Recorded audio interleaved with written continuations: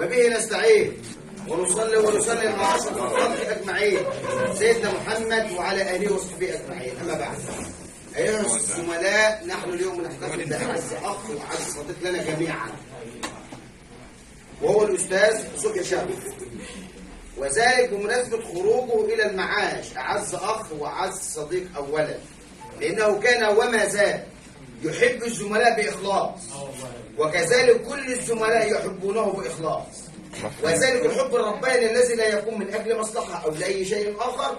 الاستاذ صبحي شامل نحن اليوم نحتفل من اجله، ولكننا اذا نظرنا للوضع في الوحده نرى اننا يوما بعد يوم نحتفل بزميل تلو الاخر، ولكننا نرى الاخلاص والحب الرباني ينتهي يوما بعد يوم.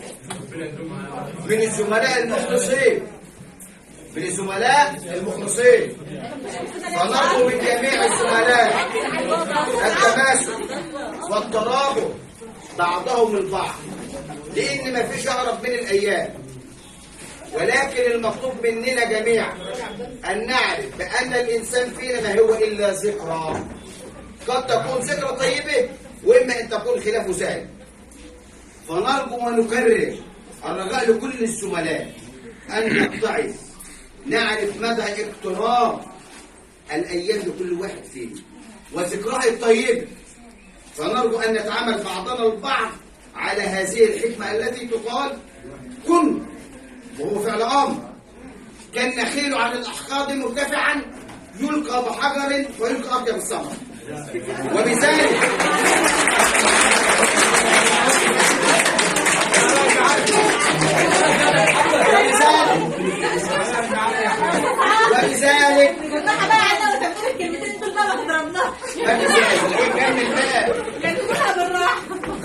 وبذلك قد وصلنا للمرحله المطلوبه من حب وإحسان الحفاظ بعضنا البعض. الكلمه موجهه للاستاذ صبحي بقى.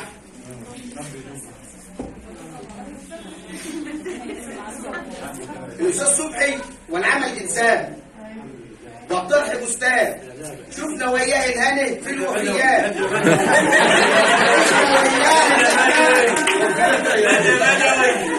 عشنا وياه الامان، وكل من عليها فان. كان لنا افضل راعي في الوفيات وكنا له احسن رعيه. كان لنا مداوي في شهادات الوفيات، ألف حمال للأسير. قال الأوان تفرقنا بس الأوان كذاب، إن كنت بالسن سابقني بس أنت لسه شباب.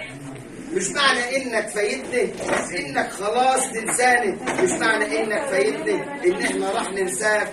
طب وأنت لك وياني أحلى الذكريات.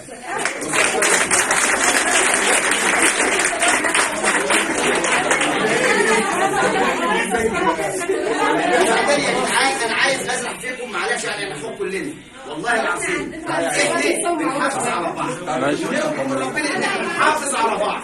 انا بحافظ عليكم، ربنا يعلم انا بتحمل بسببكم ايه. انا عايز الاداره من الاول ما تعرفش عنا حاجه، الاداره احنا وصلناها ان احنا بنبدا ان انا بعمل للناس وقعدت في بيوتهم.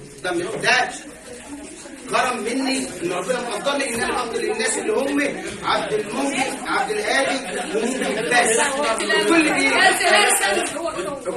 يا صداقي يا حضرات، عايزين نسمع الاخلاص، المحبه، لان انا النهارده عايزين نتفق، صدقيني ان الاداره كل يوم هتتاهل. السلام عليكم.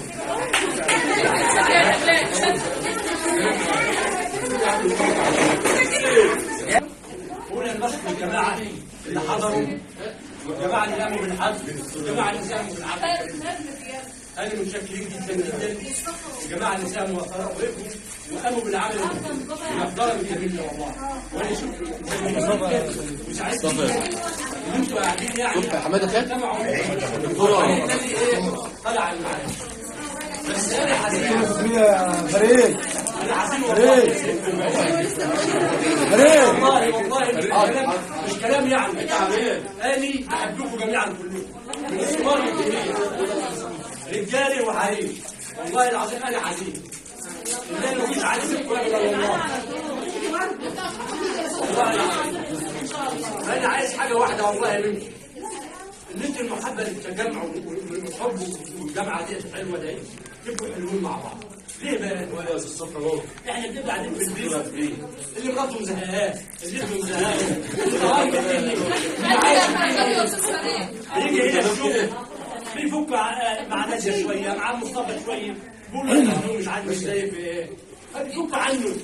يعني ظروف وحشه بس بيفك عنه. فهي احلى فتره الساعتين اللي احنا بنقضيهم مع بعض. فاحنا مش عايزين نزعل مع بعض. والمثل نزلنا من بعض، لا احنا عايزين تفضلوا القعده والمحبه القعده الحلوه دي، تبقوا مع بعض في المكاتب تحبوا بعض. ليه؟ اصل ساعتين وبعدين اللي هيطلع النهارده هيطلع بقى السنه الجايه واللي بعدين، فنزعل من بعض ليه؟ احنا بنحب بعض ونخاف على بعض ما نزعلش بعض. ليه؟ احنا والله العظيم ثلاثه انا حاسس فيه انا طالع اهو، بس احنا فتره عشتها في حياتي اللي انا عشتها في الوحده الصحيه.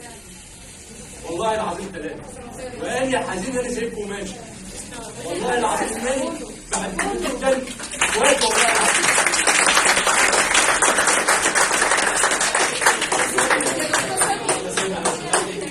برجع حاجه بسيطه يا استاذ صبحي. بعد هم سافروا كمان مره اللي سافروا عمل الحفل الكريم ده وما في وسط الشغل الجماعه اللي تعبوا وعملوا الحفل. السلام عليكم ورحمه الله.